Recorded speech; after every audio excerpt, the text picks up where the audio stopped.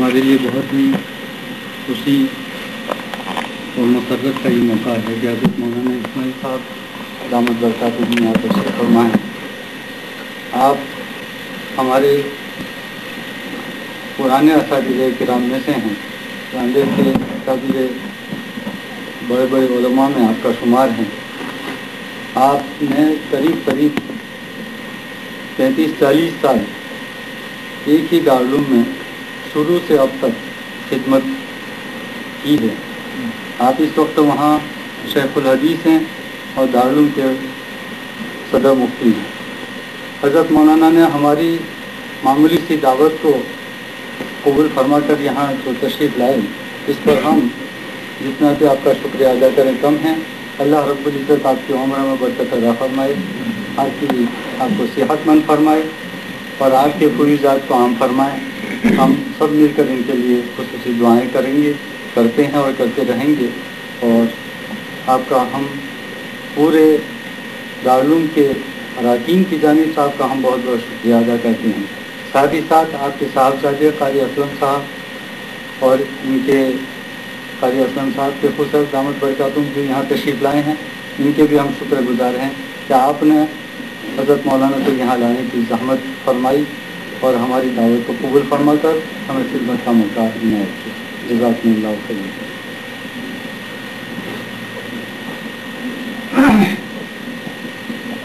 بسم الله الرحمن الرحيم الحمد لله رب العالمين والعاقبة للمتقين والصلاة والسلام على سيد المرسلين وعلى آله وصحبه ومن تبعهم بإحسان إلى يوم الدين. أما بعد، بسند المتصل منا إلى الإمام الحافظ وحجة أمير المؤمنين في الحديث أبي عبد الله محمد بن إسماعيل بن إبراهيم بن غيلة بن البزيز الجعفي البخاري رحمه الله تعالى رحمة واسعة إلى يوم الدين، ونفعنا بعلومه وعلومكم آمين. بسم الله الرحمن الرحيم. باب كيف كان بدء الوحي إلى رسول الله صلى الله عليه وسلم. وقول الله عز وجل إنا أوحينا إليك كما أوحينا إلى نوح والنبيين من بعده. حدثنا الحمدي قال حدثنا سفيان رحمة الله عليه قال حدثنا يحيى بن سعيد الأنصاري قال أخبرني محمد بن إبراهيم التيمي أنه سمع علقمة بن وقاص الليثي يقول سمعت عمر بن الخطاب رضي الله تعالى عنه على المنبر يقول سمعت رسول الله صلى الله عليه وسلم يقول إنما الأعمال بالنيات وإنما لامرئ ما نوى، فمن كانت هجرته إلى دنيا يصيبها أو إلى امرأة ينكحها فهجرته إلى ما هاجر إليه.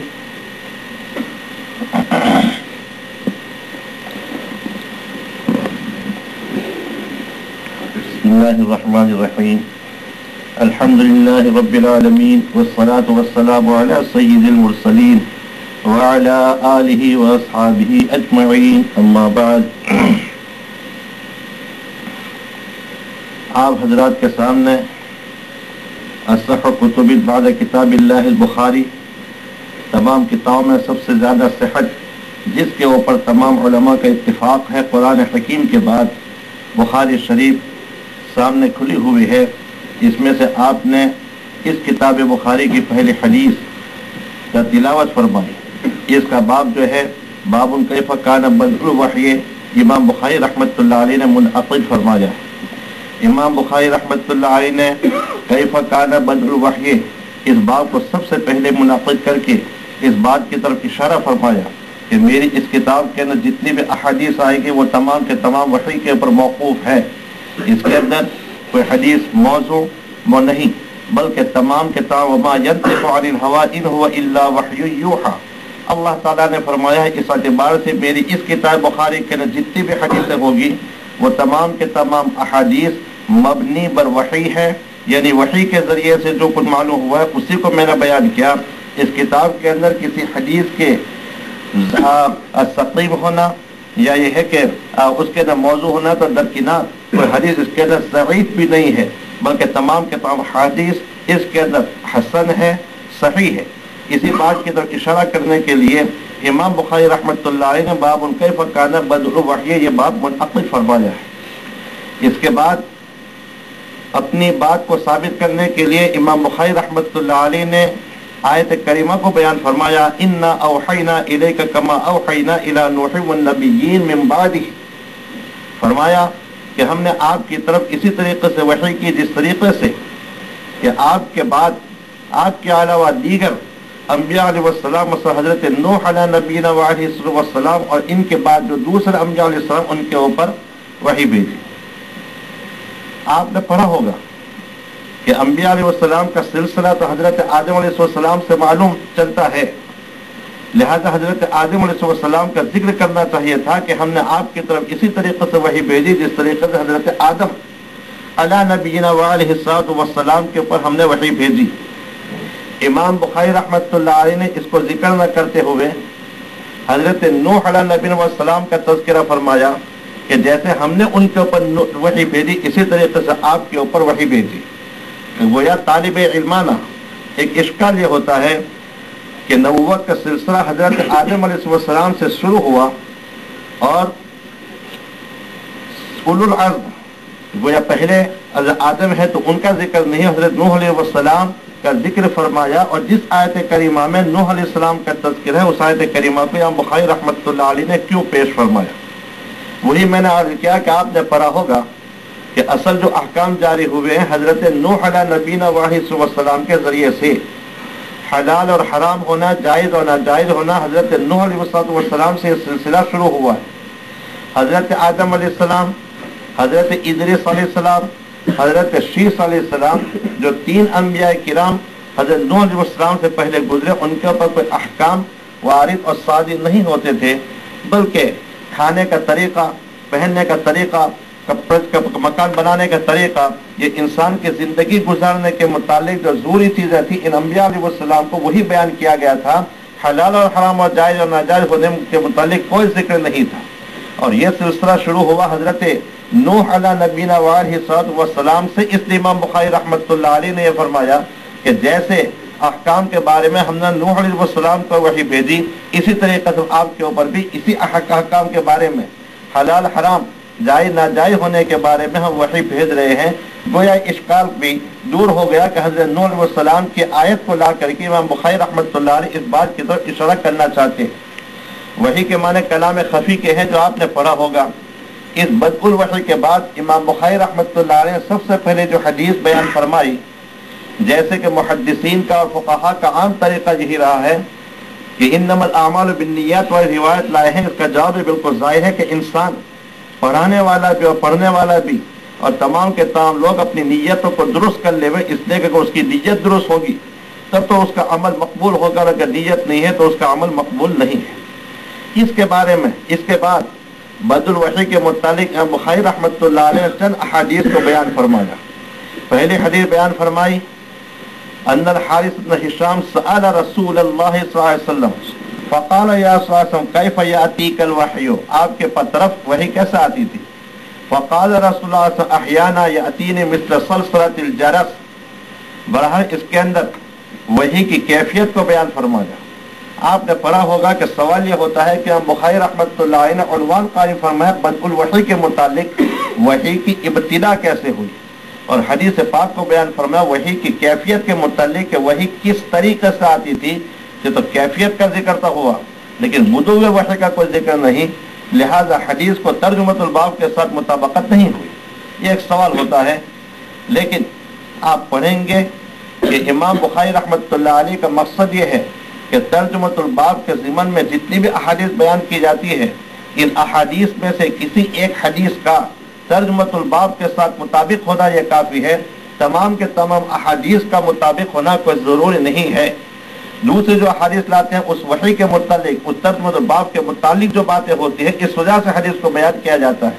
چنانچہ آگے چل کر کے ایک حدیث آتی ہے جس کے اندر کیفیت وحی کو بھی بیان فرمایا ہے اور بدء وحی کو بھی بیان فرمایا کہ بدء وحی وہی کہ آپ صلی اللہ علیہ وسلم کے زوجیت کے اندر حضرت خدیجہ الکبریٰ رضی اللہ تعالیٰ عنہا تھی. مکی زندگی کے اندر آپ وہ کھانا بنا دیتی، ہفتہ کے لیے، عشرہ کے لیے یا 15 دن کے کھانا زیادہ لے کر کے آپ تشریف لے جاتے غار حرا کے اندر، وہاں پر عبادت فرماتے رہتے تھے. اور جب ختم ہو جاتا پھر حضرت خدیجہ الکبریٰ کے پاس تشریف لاتے، پھر وہ کھانا بنا دیتی 8 دن 10 دن 15 دن کے لیے، پھر آپ تشریف لے جاتے. اور وہی تھے کہ آپ صلی اللہ علیہ وسلم حضرت جبرائیل علیہ السلام سب سے پہلے تشریف لائے اور فرمایا کہ اقرا. آپ نے فرمایا ما انا بقارئ، इस मरतबा इस तरीके से 3 मरतबा हुआ। इश्काल ये होता है कि जब आप सल्लल्लाहु अलैहि वसल्लम पढ़े हुए नहीं थे बल्कि उम्मी थे, के माने वाला, जैसे एक बच्चा पैदा होता है शिकम मादर से, वो नाखानदा होता है, कोई तालीम वगैरह नहीं, इसी तरीके से आप सल्लल्लाहु अलैहि वसल्लम भी थे। इसमें बड़ी हिकमतें हैं कि अगर इस दुनिया के अंदर रह करके ज़ाने अदब किसी के सामने आपने तय किया होता तो जाहिर बात है कि उस्ताद और शागिर्द के अंदर उस्ताद आलम होता है शागिर्द की बनिस्बत। अगर आपने किसी से इल्म हासिल किया होता तो ये मालूम होना चाहिए कि गोया आपके जो उस्ताद है वो आपसे आलम। हालांकि नबी अपनी उम्मत में तमाम से ज्यादा आलम और जानने वाले हुआ करते हैं, तो अगर किसी के सामने आपने भी ज़ाने अदब तय किया होता, पढ़ा हुआ होता, तो आप आलम न हो सकते थे। इस वजह से दुनिया के अंदर आपको किसी से भी सिखाया नहीं, बल्कि अर्रहमान अल्लमल कुरान, कुरान करीम के ने फरमाया कि बराह रास्त रहमान ही के जरिए से आप सल्लल्लाहु अलैहि वसल्लम ने इल्म को सीखा है। आपके मुअल्लिम, आपके उस्ताद गोया बराह रास्त हजरत जल्ल हक जल्ल मद्दुहु है, बाकी हजरत जिब्राइल अलैहिस्सलाम का वास्ता है। खैर, तो बहरहाल यह सवाल यह होता है कि जो आप पढ़े हुए नहीं हैं तो क्यों फरमाया गया कि इक़रा, तो वही ये बतलाने के लिए कि आप उम्मी थे, आप कारी नहीं थे, इसको बतलाने के लिए आपके सामने कहा गया ताकि तकलीफ वाला युताक लाजिम ना आवे और लोगों के सामने यह जाहिर है कि जो कुछ आप फरमाते हैं किसी से सीख कर नहीं बल्कि बराह रास्त अल्लाह ताला ने आपको जिब्राइल अलैहिस्सलाम के वास्ते से सिखाया है। तो आपके मुअल्लिम और उस्ताद हक जल्ल मद्दू है, अल्लाह ताला है। बहरहाल ये इश्काल ये दूर हुआ यहाँ पर। फिर इसी वजह से 3 मरतबा के बाद चौथी मरतबा में हजरत जिब्राइल अलैहिस्सलाम ने अपने सीने से लगा करके आपको भींचा, और इस भींचने की वजह से अल्लाह ताला ने अब उलूम इल्का फरमाए। फिर फरमाया कि इक़रा, तो आप साथ साथ पढ़ते गए। बाद रिवायात के अंदर आता है कि रेशमी रुमाल के अंदर आयत को लिख करके लाए थे इक़रा की, और वो आपके सामने बताई। अब अल्लाह ताला ने आपको सिखा दिया तो उसमें से देख करके आप पढ़ने लगे। तो न जिब्राइल भी गोया आपके उस्ताद हुए बल्कि बराह रास्त अल्लाह ताला ही से आप से इल्म सीखा, भीतने को एक जरिया और सब बनाया। इससे उलमा ने यह निकाला कि इल्म जो हासिल होता है सीना बसीना होता है, चाहे उस्ताद के कैसे भी हो, लेकिन उनके सामने बैठ करके पढ़ा तो वो नूरानियत होती है, बरकत होती है। बखिलाफ किताबों के देख करके अगर कोई इंसान इल्म हासिल करना चाहे तो जैसे मौदूदी गुमराह हुआ और गलत रास्ते पर चला गया, वो खुद भी गुमराह हुआ, दूसरों को भी उसने गुमराह किए, इस तरीके से वो इल्म चलेगा और उसके अंदर कोई बरकत वगैरह नहीं होगी। जरा सी किसी उस्ताद के सामने बैठ करके इल्म हासिल कर लिया तो उसके अंदर बड़ी बरकत होती है। बहरहाल ये है कि आप सल्लल्लाहु अलैहि वसल्लम को जब भींचा गया और वो बताया गया तो अल्लाह ताला ने उलूम का इल्का फरमाया, सिखला दिया, और आप देख देख करके उसके अंदर पढ़ते थे। इस हदीस के अंदर आखिर में जो बयान फरमाई है जिसमें बुदूव वही का जिक्र आया है, इस एतबार से इस हदीस को तर्जुमतुल बाब के कैफ कान बदल वही के साथ मुनासबत हुई। इससे पहले वही के तरीक़े को बयान फरमाया कि 3 तरीक़े से वही आती थी। एक तो बयान फरमाया जैसे यहाँ कहा कि मिसला सलसलातिल जारस, जैसे कि जंजीर को हम खींचते हैं तो उसमें से आवाज निकलती है, घंटी और बेल बजता है तो उसमें से आवाज निकलती है। बाद जगह के न फरमाया गया कि शहद मक्खी, हज़रत उमर ने फरमाया कि शहद मक्खी की जो भिनभिनात होती है इस तरीके से वही आती है। तो लोगों के सुनने वालों के लिए जो पास में इर्द गिर्द के न बैठे हुए हैं उनको यूं मालूम होता था कि शहद मक्खी की भिनभिनाहट है, और आप सल्लल्लाहु अलैहि वसल्लम के लिए मिस्ल सलसलातिल जरस महसूस होता था। इस हदीसों के दरमियान में तताबुक भी हुआ, और ये सबसे ज्यादा आपके लिए गिरा गुजरता था। इसी को तो फरमाया कि सख्त सर्दी के दिनों के अंदर वही जब नाजिल होती थी तो पेशानी मुबारक के ऊपर पसीना आ जाता था। ऊँटनी के ऊपर आप सवार थे और वहां पर नाजिल हुई तो ऊँटनी बैठ गई और अब जुबान निकालने लगी। ज़ैद बिन साबित में फरमाते हैं कि वही नाजिल हुई थी लेकिन एक जुमला बाकी रहा था। सहाबा किराम ने इश्काल पेश किया तो गैर औले ज़रा का यह जुमला नाजिल हुआ, मैं आप सल्लल्लाहु अलैहि वसल्लम का रदीफ था और आप सल्लल्लाहु अलैहि वसल्लम का पाँव मुबारक मेरे पाँव के ऊपर था। गैर औले ज़रा का यह जुमला जो नाजिल हुआ और तो वही कि इतनी ज्यादा बार मुझे मालूम हुआ, बहुत मालूम हुआ कि मेरी रान फट जाने के करीब थी। तो इसी वही को आपने फरमाया कि मेरे ऊपर ज्यादा शाक गुजरता है। कभी तो यह है कि दिल के अंदर अल्लाह ताला इल्का फरमाते हैं, इसको रौस कहा जाते हैं कि हजरत जिब्राइल आपके दिल के ऊपर नाजिल होकर के इल्का करते हैं। اور تیسرا جو ہے عام طور پر داہیہ کلبی کی جو اپنی قوم میں بہت بڑے وجیح، بہت بڑے ہوشیار اور سردار تھے، ان کی شکل و صورت کے میں حضرت جبرائیل علیہ السلام تشریف لاتے تھے، اور جیسے ایک استاد اور طالب علم بیٹھتے ہیں اس طریقے سے آمنے سامنے بیٹھ کر کے حضرت جبرائیل علیہ السلام داہیہ قلبی کی انسان کی شکل و صورت کے اندر آ کر کے آپ کے سامنے من جانب اللہ جو باتیں ہوتی تھی اس کو بیان فرماتے تھے۔ حضرت ام سلمہ رضی اللہ تعالیٰ جو زوج مطہرہ تھی، وہ فرماتی ہے کہ نبی کریم صلی اللہ علیہ وسلم میرے حجرے میں تھے اور آئے، اور حضرت جبرائیل علیہ السلام داہیہ قلبی کی صورت کے اندر، اور باتیں ہونے لگی، گفت و شنید ہونے لگی۔ جب تشریف لے گئے تو آپ سے نے پوچھا کہ یہ کون تھا، تو میں یہ سمجھے کہ حضرت داہیہ قلبی جو انسان ہے، اپنے قبیلے کے بڑے سردار ہیں، حسین ہے، وجیح ہے، میں نے ان کا نام لیا۔ آپ سے نے کوئی کلام نہیں فرمایا، کوئی ذکر نہیں کیا، بلکہ مسجد نبوی میں آپ تشریف لے گئے اور وہاں صحابہ کرام کے سامنے بیان فرمایا کہ ابھی جبرائیل علیہ السلام میرے پاس تشریف لائے تھے اور یہ باتیں بیان فرمائی، اور جو باتیں ام سلمہ فرماتی ہیں کہ وہاں میں نے سنی تھی وہی منبر کے اوپر جا کر بیان کی، تب مجھے پتا چلا کہ وہ حضرت جبرائیل تھے۔ بہرحال اس طریقے سے وحی کے 3 طریقے ہیں جس کے امام بخاری رحمۃ اللہ علیہ نے بیان فرمایا، تو اس کے اندر تو کیفیت کو بیان فرمایا، اور بدء وحی کو جو بیان فرمایا وہ آخری حدیث کے اندر بیان فرمایا۔ تیسری حدیث کے اندر اس طریقے سے حدیث کو ترجمۃ الباب کے ساتھ مطابقت بھی ہو گئی۔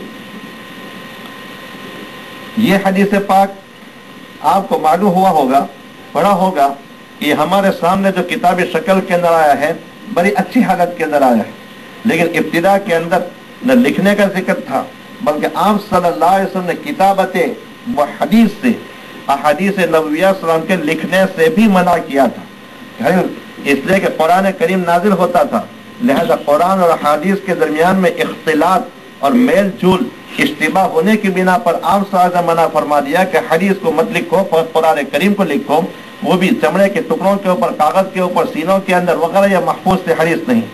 تاہم کچھ صحابہ کرام کو اجازت بھی تھی۔ حضرت ابو ہریرہ بیان فرماتے ہیں کہ اللہ کے فضل و کرم سے سب سے زیادہ حدیثیں مجھ کو یاد تھی، اور وہ بھی پہلے شکایت کی اللہ کے رسول صلی اللہ علیہ وسلم مجھے حدیثیں یاد نہیں رہتی۔ آپ نے فرمایا کہ اچھا ٹھیک ہے، جب ہم حدیث بیان کریں تو تم آ جانا اور ایک چادر بچھا دینا۔ چنانچہ حدیث کے بیان کرنے کے وقت میں حضرت ابو ہریرہ نے چادر بچھائی۔ آپ جب فارغ ہوئے آپ نے فرمایا کہ اچھا یہ چادر کو لپیٹ لو اور سینے سے لگا لو، تو آپ صلی اللہ علیہ وسلم کی دعا کی برکت سے حضرت ابو ہریرہ کا سینہ کھل گیا، اور وہ چادر کے سینے کے لگانے کی وجہ سے شرح صدر ہو گیا، حافظہ کھل گیا، اور تب سب سے زیادہ حدیث سے بیان کرتے تھے۔ یہ فرماتے ہیں کہ کسی کو لکھنے کی اجازت نہیں تھی، میں لکھتا تھا، غالباً حضرت عمرو بن عاص کو لکھنے کی اجازت تھی، وہ چند احادیث کو لکھتے تھے، لیکن پھر بھی ابو ہریرہ کی مرویات سے ان کی احادیث کم تھی۔ ابو داؤد شریف کے اندر آپ پڑھیں گے کہ خطبۃ جو فرمایا وداع، حجر وداع کے موقع پر آپ نے جو تقریر فرمائی، اس کے بعد ایک صحابی ابو شاہ یہ کھڑے ہوئے اور فرمایا کہ اکتب لی یا رسول اللہ صلی اللہ علیہ وسلم، اے اللہ کے رسول صلی اللہ علیہ وسلم، آپ کسی کو فرمائیے کہ میرے لیے جو آپ نے باتیں بھی بیان فرمائی ہیں وہ لکھ دے۔ آپ صاحب نے صحابہ کرام سے فرمایا کہ اکتبوا لابی شاہ، ابو شاہ کے لیے ابھی میں نے جو باتیں بیان فرمائے بھی تم لکھ دو۔ لہذا کتابت کا ثبوت تو ہوا، ابتدا منع تھا، بعض صحابہ کرام کو اجازت دی گئی تھی۔ اس کے بعد جب وہ آپ صلی اللہ علیہ وسلم کی وفات ہو گئی، اب کوئی اختلاف وغیرہ کا موقع نہ ہوا، سن 99 ہجری کے عمر ابن عبدالعزیز رحمۃ اللہ علیہ جب خلافت پر متمکن ہوئے، 99 کے اندر پہلے صدی کا اختتام، دوسری صدی کی ابتدا، اس وقت کے اپنے زیر حکومت جو لوگ تھے، جو گورنر تھے، ان کو کہا کہ اب احادیث کو جمع کرو، اگر احادیث کو جمع نہ کیا گیا تو لوگوں کے سینوں میں جو محفوظ ہے وہ ختم ہو جائے گی۔ جیسے قرآن کریم کو جمع کرنے کے لیے حضرت عمر بن خطاب نے آپ حضرت بکر صدیق سے فرمایا، جیسا آپ کو معلوم، اسی طریقے سے عمر بن عبدالعزیز رحمۃ اللہ علیہ مدون اول کہلاتے ہیں کہ سب سے پہلے احادیث کو یکجا طور پر کیا جمع کیا وہ حضرت عمر بن عبدالعزیز۔ ان کے گورنر ابن حزم وغیرہ انہوں نے ان کی فرمائش کے اوپر، ایما اور اشارے کے اوپر احادیث کو جمع کیا۔ پھر یہ حدیث جمع تو ہو گئی، لیکن آپ کو معلوم ہوگا کہ حدیثیں جمع شدہ کے اندر صحیح، حسن، سقیم، ضعیف وغیرہ یہ حدیثیں تھیں۔ تو ہمارے ائمہ کرام نے محدثین عظام نے یہ احادیث لکھی، اور امام بخاری رحمۃ اللہ علیہ نے اپنی کتاب کے اندر احادیث کے لکھنے کے لیے جمع کرنے کے لیے کڑی شرط رکھی تھی کہ آپس میں ہم اثر ہونا ضروری ہے وغیرہ، تو شرط وغیرہ رکھی تھی۔ ان شرطوں کے پائے جانے کے اوپر اپنی کتاب کے اندر اس حدیث کو لکھتے تھے۔ یہ بھی آپ کو معلوم ہے کہ جب بخاری کے اندر کتاب حدیث کے لکھنے کے ارادہ فرماتے تو پہلے غسل فرماتے 2 رکعت ادا فرماتے، استخارہ کرتے، اور جب شرح صدر ہو جاتا اس حدیث کے صحیح ہونے کے متعلق تو پھر اپنی اس جامعہ کے اندر کتاب کو درج فرماتے تھے۔ اس طریقے سے عمل کر کے 16 سال میں بخاری شریف کو جمع کیا۔ اس میں جو ترجمۃ الباب ہے اس کو مسجد نبوی کے روضۃ من ریاض الجنہ وہاں پر لکھا تراجم کو، اور جو احادیث ہے وہ جمع کی ہے 16 سال کے اندر۔ اس طریقے سے اہتمام فرمایا۔ جب اتنا زیادہ اہتمام کیا اور صحیح، تو اللہ تعالیٰ نے وہ مقبول عطا فرمائے کہ قرآن کریم کے بعد تمام علماء اور محدثین کا اتفاق ہے اگر کوئی کتاب صحیح ہے تو بخاری شریف ہے۔ اگرچہ بعض اعتبار سے آپ نے پڑھا ہوگا کہ بعض محدثین نے مسلم شریف کو بخاری کے بعد کا درجہ دیا ہے، اس لیے کہ جو ترتیب کی وجہ اور حسن مسلم کے اندر ہے وہ اس میں نہیں ہے، اور یہ بھی اس لیے کہ ہر محدث کا مطمع نظر یہ الگ ہے۔ امام بخاری رحمۃ اللہ علیہ کا مقصد اصلی حدیث سے مسائل کا استنباط کرنا ہے، استنباط مسائل یہ ان کا مقصد ہے۔ اسی وجہ سے آپ پڑھیں گے کہ ایک ہی حدیث دونوں جلدوں کے اندر مل کر کئی مرتبہ آ گئی ہے۔ انما الاعمال بالنیات، یہ پہلی حدیث بیان فرمائی، اس کے علاوہ جلد اول میں بھی آئے گی، جلد ثانی میں آپ پڑھیں گے، تو چونکہ موقع کے اعتبار سے جو مسئلہ مستبد ہوتا ہے اس موقع کے اعتبار سے اس حدیث کو بیان فرمایا بخاری رحمۃ اللہ، اس کے اندر تکرار بہت زیادہ ہے۔ اسی وجہ سے علماء فرمائے کہ اس حدیث کو تلاش کرنا بخاری کے اندر مشکل، مسلم میں جیسے فقہ کی ترتیب کے اوپر احادیث کو جمع کیا تلاش کر لینا آسان، لہذا اس ترتیب کی بنا پر بعض حضرات نے بخاری پر مسلم کو ترجیح دی ہے، لیکن زیادہ صحیح اور محقق بات یہی ہے کہ مسلم کے اوپر بخاری کو ترجیح ہے، اور بخاری مقدم قرآن حکیم کے بعد۔ امام بخاری رحمۃ اللہ علیہ نے ابتدا کے اندر نابینا تھے، ان کی والدہ نے رو رو کر کے دعائیں کی۔ ابراہیم علیہ نبینا علیہ الصلوۃ والسلام کی زیارت ہوئی، خواب کے اندر فرمایا کہ تمہارا بیٹا تو بینا ہو گیا، دیکھتا ہو گیا۔ آنکھ کھولی دیکھا تو یہ محمد ابن اسماعیل بخاری بینا تھے، ان کی آنکھ روشن تھی، اور ایسی روشنی اللہ تعالیٰ فرمائے ماں کی دعا کی برکت سے کہ پھر بعد میں پوری روشنی بھی نہیں ہوتی تو روشنی کی جو جھلک آتی تھی اس کے اندر انہوں نے کتابیں لکھی ہیں۔ اتنے زیادہ 1080 شیوخ سے اساتذہ کرام سے بخاری رحمۃ اللہ علیہ نے استفادہ فرمایا، جو حدیث جہاں پر ملتی تھی اس حدیث کو حاصل کرنے کے لیے تشریف لے جاتے تھے۔ 16 سال کی عمر کے اندر قضایا صحابہ و تابعین یہ کتاب لکھی۔ ان کا قوت حافظہ تو مشہور ہے کہ بغداد کے اندر 100 حدیثیں 10 آدمیوں کو جمع کر دیا، الگ الگ سند کے دے کر کے، ایک حدیث کے ساتھ دوسرے کے ساتھ، اور دوسرے کے ساتھ دوسرے کے ساتھ، اور وغیرہ جو آپ کو معلوم ہے۔ لہذا الگ الگ پڑھا، سب کے ختم پڑھنے کے بعد فرماتے لا علم، مجھے کچھ معلوم نہیں۔ لوگ جو بیٹھے ہوئے تھے وہ بھی کہتے تھے کہ آخر اتنا بڑا محدث جن کا ڈنکا بجا ہوا ہے اور یہاں آیا اور یہ کہتا ہے حدیث کے بعد لا علم، کیا بات ہے؟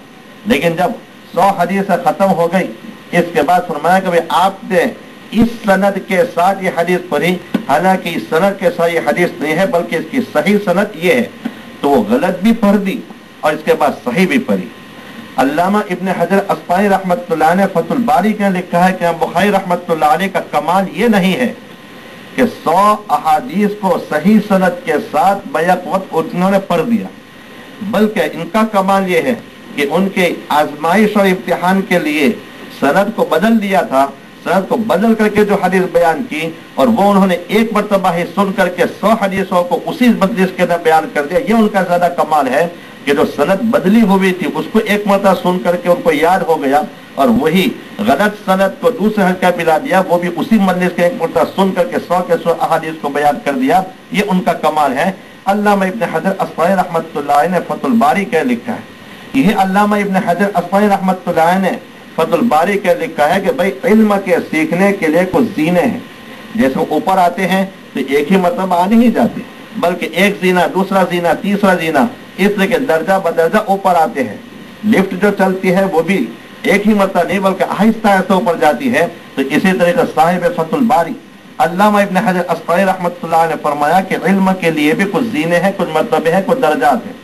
اب وہ جو فرماتے ہیں کہ اول العلم الاستماع ثم الانصات ثم الحفظ ثم العمل ثم النشر. سب سے پہلے علم یہ ہے کہ استاد جب بات بیان کرے تو استماع وَإِذَا فَإِذَا قُرِئَ الْقُرْآنُ فَاسْتَمِعُوا لَهُ، تو استماع میں توجہ کے ساتھ سنو، توجہ کے ساتھ سننا اور خاموش رہنا. اول العلم الاستماع ثم الانصات، توجہ کرو اور خاموشی کے ساتھ یہ ہے کہ سنو. پھر اس کے بعد حفظ، یاد کرو، حدیث ہو یا کوئی بھی بات. اس کے بعد عمل کرو، اور جب یاد کر لیا، عمل کر لیا، ثم نشر، اس کے بعد لوگوں کے درمیان میں اس علم کو کی نشر و اشاعت کرو. اس طریقے سے گویا صاحب فتح الباری نے علم کے تعلم کے لیے یوں زینے بیان کیے ہیں.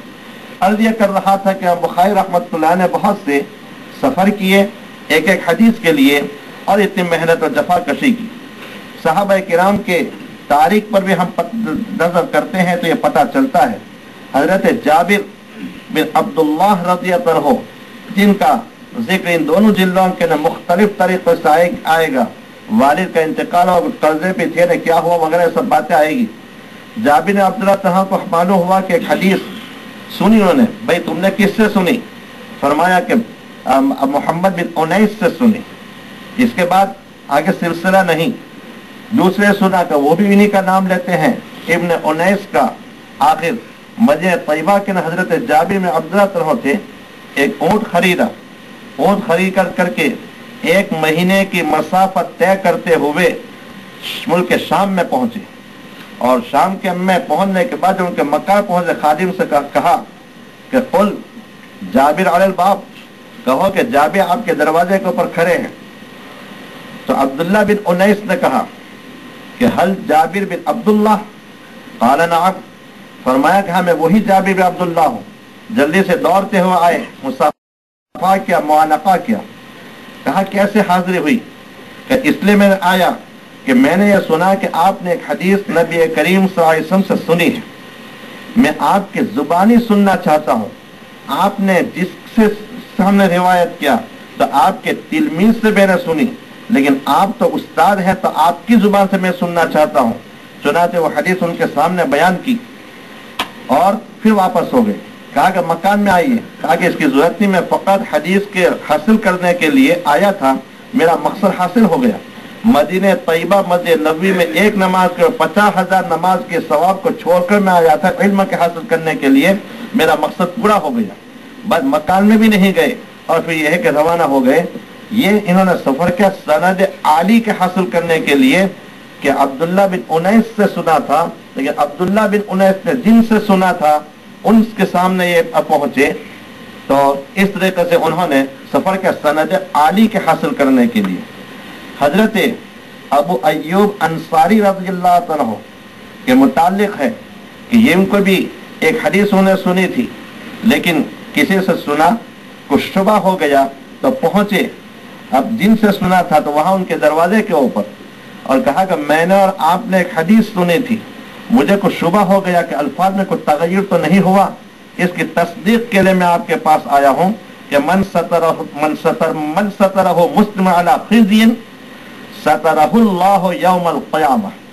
کسی انسان کی پردہ پوشی کرے گا، اس کو رسوائی سے بچا لے گا تو ستر اللہ یوم القیامہ، اللہ تعالیٰ اس انسان کی قیامت کے دن پردہ پوشی کرے گا. یہ حدیث کے الفاظ تھے. کہا کہ ہاں یہ حدیث ہے، ہم نے برابر سنی. تو محض ایک الفاظ میں شک ہو گیا، اس کے لیے انہوں نے بھی مدینہ طیبہ سے مصر کا سفر کیا. ایک مہینے کے مسافت طے کرتے ہوئے اتنے زیادہ انہوں نے تکالیف برداشت کی. اور ساتھ ساتھ سیکھنے کے لیے علم حدیث کے لیے جو کچھ ہوا وہ بھی جیسے ہمارے یہاں بھی تو ہمارے مولانا داؤد صاحب اور مولانا ابوبکر صاحب دامت برکاتہم وغیرہ کی تفصیلات بھی معلوم ہوئی. اور پھر پھرا کر دیکھا الحمدللہ آپ کے یہاں کمرے، قیام کا، کھانے کا انتظام وغیرہ وہ بہت اچھا ہے، بہت خوب ہے. یہاں بھی اور تمام مدارس دینیا کے آج کل ہر قسم کی سہولت ہم پہنچانے کے لیے منتظمین حضرات انتظام فرماتے رہتے ہیں. لیکن جب یہ شروع ہوا تو اس وقت بھی اس قسم کا کوئی انتظام نہیں.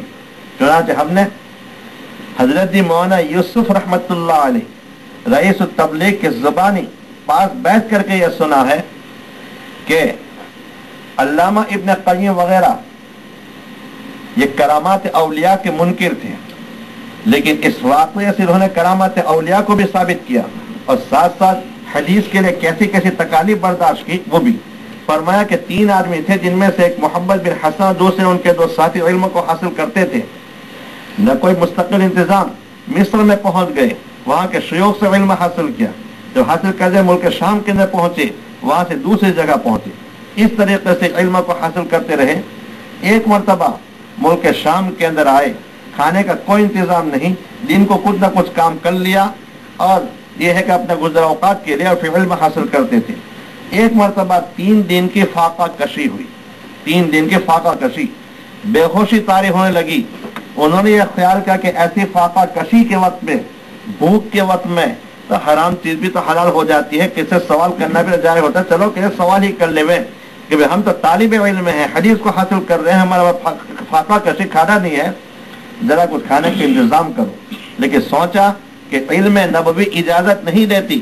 السؤال ذل، کسی سے مانگنا یہ گویا ذلت، اپنے آپ کو ذلیل کرنا ہے، ذلت ہے، منع کیا گیا ہے. اسی وجہ سے فقہا فرماتے ہیں گداگر جو ہیں جنہوں نے پیشہ بنا لیا مانگنے کا، ان کو دینا جائز نہیں ہے. ابو داؤد کے حاشیے میں ایک جگہ کو لکھا، کتاب الزکات کے نام ہے، اس جگہ کے اوپر ہے کہ وہاں محاشی نے لکھا ہے کہ یہ جو گداگر پیشاور ہیں، یعنی جو مانگنے والوں کو ان کا پیشہ دھندا ہے، ان کو دینا یہ جائز ہے کہ حرام کام کر رہے ہیں، اور حرام کام کے اندر دینا یہ گویا ان کی اعانت کرنا ہے حرام کام کے اندر، اس لیے وہاں پر منع لکھا ہے. فقہا یہی فرماتے ہیں. کتاب الزکات کی ابو داؤد کے حاشیے کے لیے چیز لکھی ہوئی. لیکن انہوں نے کہا مانگنا تو ذلت ہے، ہم سے 5 علم حاصل کر رہے ہیں، لہذا 5 علم کے لیے سوال کرنا مناسب نہیں، مانگنا ہی ہے تو اللہ سے کیوں نہ مانگے. چنانچہ محمد بن حسن رحمت اللہ علیہ فرماتے ہیں کہ میں نے وضو کیا، 2 رکعت میں ادا کرتا تھا کی، اور ادا کرنے کے بعد اللہ تعالیٰ کے سامنے دعا کے لیے اپنے ہاتھوں کو اٹھایا. جیسے بھی ہاتھ اٹھائے تھے دعا پوری بھی نہیں کی تھی کہ دروازے پر کسی نے دستک دی، آواز دی اور کہا کہ محمد بن حسن کے رفقا کہاں؟ فرمایا ہم حاضر. کیا کام ہے؟ کہ بادشاہ نے اشرفیوں کی یہ تھیلی دی ہے اور کہا کہ آج کے دن اسی کے اوپر گزارا کرو، اس کے بعد تمہارے لیے مستقل انتظام کیا جائے گا. چنانچہ تھیلی کھولی، ایک دن کے لیے تینوں کے لیے 80 اشرفیوں کا اس کے اندر انتظام تھا. فی کس اشرف 80 اشرفی اس کے اندر موجود تھی. خیر بہرحال، لیکن وہ پوچھتے ہیں کہ تیری اس کو ہم قبول اس وقت تک نہیں کریں گے جب تک کہ یہ حقیقت نہ بتاؤ کہ ہمارا علم کسی کو نہیں ہے کہ ہم یہاں پر موجود ہیں، بادشاہ کو معلوم کیسے ہوا؟ وہ کہتا ہے کہ میں بادشاہ کا خاص رفیق ہوں، ہمراز ہوں، ہمیشہ اس کے ساتھ رہتا ہوں، لیکن آج کے دن میں اس نے مجھ کو بھی اپنے پاس نہیں رکھا بلکہ مجھ کو الگ کر دیا اور الگ کیا. میں اپنے گھر گیا، ابھی سونے ہی پایا تھا کہ بادشاہ نے بلانے کے لیے بھیجا. بادشاہ کے پاس حاضر ہوا اور کہا کہ میں سو گیا، خواب میں دیکھتا ہوں کہ کوئی صورت ہے زمین اور آسمان کے درمیان معلق کوئی ہے، اور کہا کہ محمد بن حسن ان کے ساتھیوں کی خبر لو. خیر میں نے توجہ نہیں کہ سو گیا، یہاں تک کہ مکان کی چھت کے اوپر وہ انسان آ گیا. پھر مجھے کہا، میں نے توجہ نہیں کی، یہاں تک کہ مکان میں آ گیا اور کہا کہ محمد بن حسن ان کے ساتھیوں کی ان کی موت سے پہلے خبر لو. میں ایک دم گھبرا کر کے خوف زدہ ہو کر کے بیدار ہو گیا اور میں نے دیکھا، یہ یقین ہوا کہ 3 مرتبہ خواب کے اندر مجھے یہ چیز بتلائی گئی، یقین، اور مجھے خواب کے اندر ایڈریس اور پتہ بھی بتلایا. چنانچہ یہ اشرفیاں لے کر کے مجھ کو تمہارے پاس بھیجا ہے. آخر جب ان کو پتہ چلا وہاں سے وہ روپوش ہو گئے اور چلے گئے. جب دوسرے بادشاہ اپنے لشکر کے ساتھ خود وہاں پر روانہ ہوا، وہ تو وہاں موجود نہیں تھے، لیکن آخر ایک جامع کی بنیاد ڈالی جس کو جامع ابن بطول کے نام سے یاد کیا جاتا ہے.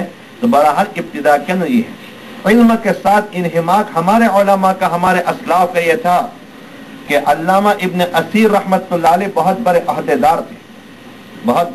عہدیدار تھے اور ان کی رسائی بھی حکومت کے اندر بہت زیادہ تھی. لیکن ظاہر بات ہے کہ انسان جب اسی کے اندر لگ جاتا ہے تو اسی کا ہو کر رہ جاتا ہے، تو پھر اس علم نبوت کی طرف اس کو توجہ نہیں ہوتی.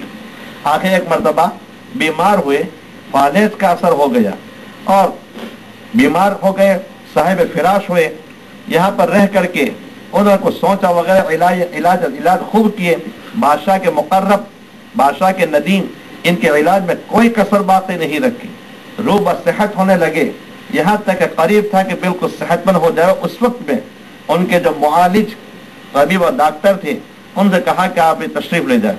لوگوں نے بہت کچھ اصرار کیا کہ بس آپ کیا بیماری ہے وہ دفع اور ختم ہونے کے قریب ہے، چند دن کی بات ہے، آپ پورا علاج کر لیجئے، مگر انکار کر دیا۔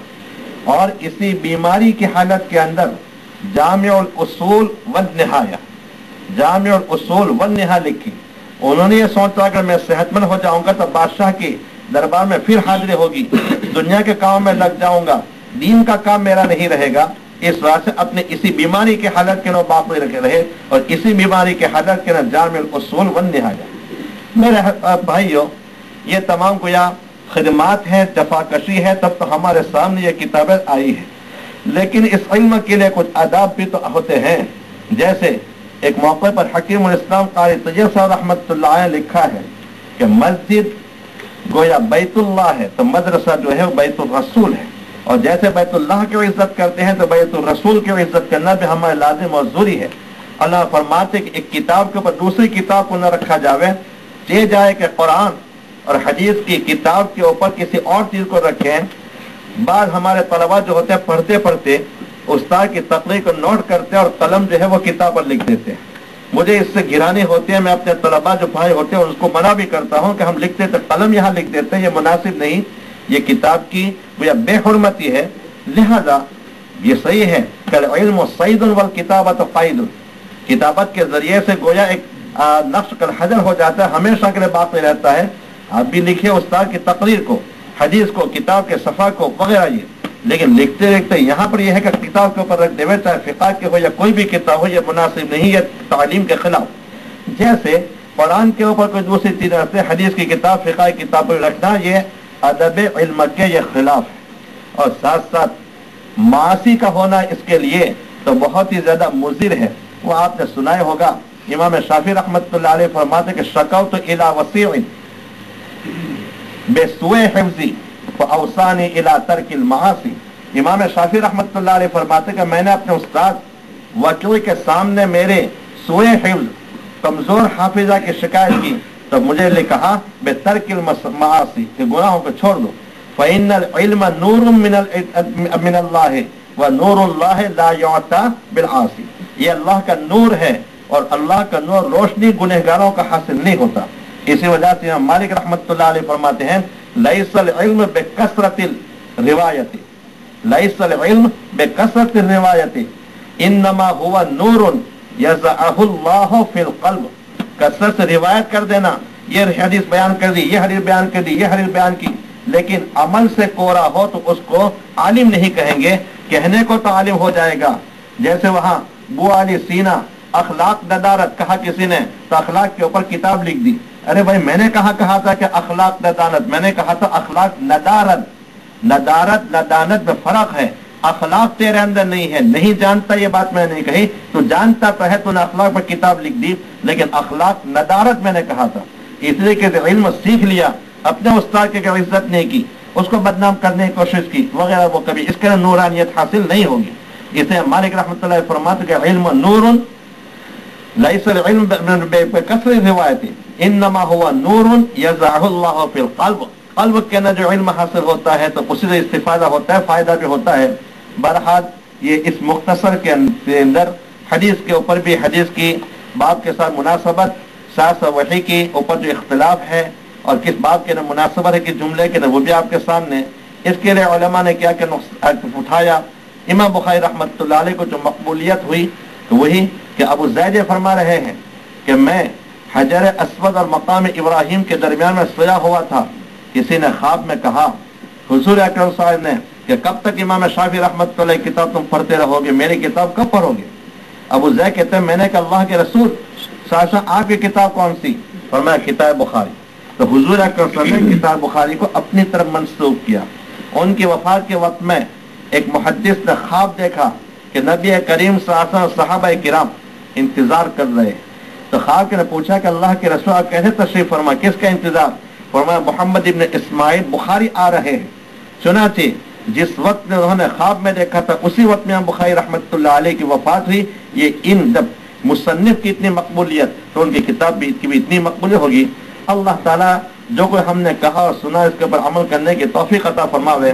بہرحال یہ بہت غنیمت وقت ہے، اس کو آپ غنیمت سمجھیے۔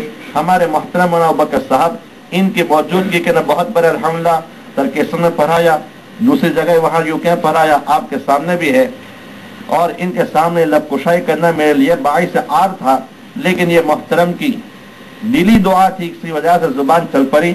ہمارے بھائی محترم مولانا مسعود صاحب نے میرے متعلق کچھ کلمات کہے، ان کا اور اہل مدرسے کا منتظمین کا شکر گزار ہوں۔ یہ ہمارا فریضہ ہے بھائی کہ ہم نے پڑھا اسی لیے کہ علم نبوت کی، علم دین کی ہم خدمت کریں۔ دنیا کی چند کوڑیاں تو آ جائے گی، لیکن اگر یہ نہیں آیا تو اس کے لیے کوئی چیز نہیں، یہی آ گیا۔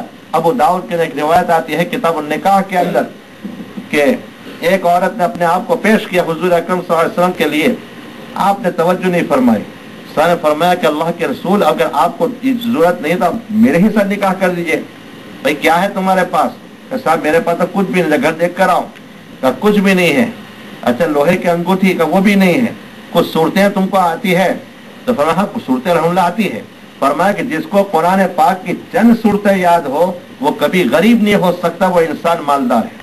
لہذا میں نے بما معک من القرآن، حدیث میں آتا ہے قرآن جو تم کو آتا ہے اس کے توفیل میں میں نے تمہارا نکاح اس عورت کے ساتھ کر دیا۔ تو حضور اتنا ذرا فرماتے ہیں کہ چند صورتیں یاد ہو، چاہے جائے کہ پورا قرآن کریم ہو، عالم بنا ہو، وہ بہت بڑا مالدار ہے۔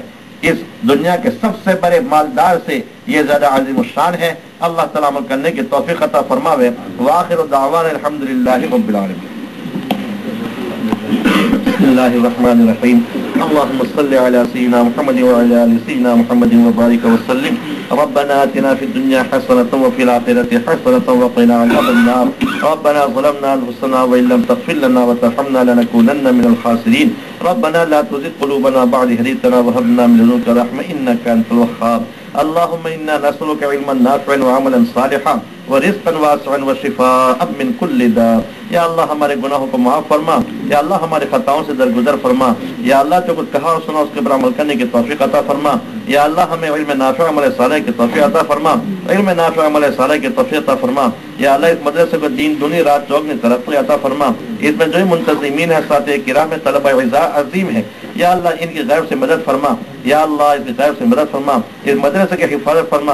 چاند آگے عالم کے اندر اللہ تعالیٰ اس علم کو، اس روشنی کو پھیلانے کا سبب بنا، اور ہر قسم کے مکارہ سے، شرور سے، فتن سے حفاظت فرما۔ سبحان ربک رب العزۃ عما یصفون وسلام علی المرسلین والحمد للہ رب العالمین۔